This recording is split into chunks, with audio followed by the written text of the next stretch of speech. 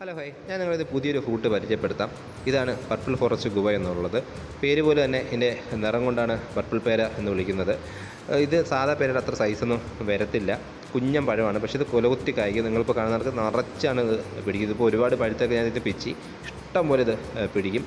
ഇതിൻ്റെ വിത്ത് നട്ടാൽ നമുക്കൊരു 3-ാം കൊല്ലം മുതൽ തന്നെ ഇതിൻ്റെ കായ്ഫലം കിട്ടി തുടങ്ങും. നടുമ്പോൾ ശ്രദ്ധിക്കാൻ നല്ല വെയിലുള്ള സ്ഥലത്തായിട്ട് വേണം ഇത് നടാൻ. കൂടുതൽ പരിചരണമൊന്നും ഇല്ലെങ്കിൽ പോലും 3-ാം കൊല്ലം മുതൽ തന്നെ നമുക്കിത് കായ്ച്ച് കിട്ടും.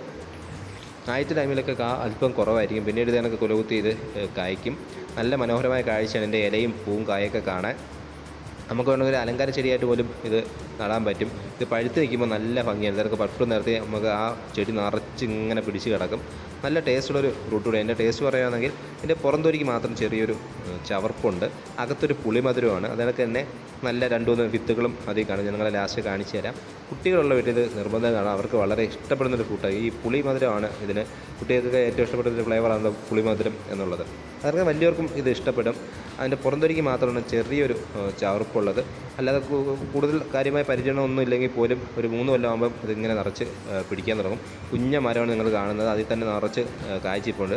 പഴുത്തത് മാത്രമേ നമുക്ക് പെട്ടെന്ന് തിരിച്ചറിയാൻ പറ്റത്തുള്ളൂ. പക്ഷേ ഈ പച്ചക്കടലൊക്കെ ഇഷ്ടം പോലെ പച്ചയിലുള്ള കുഞ്ഞ് പേരക്കകളുണ്ട്.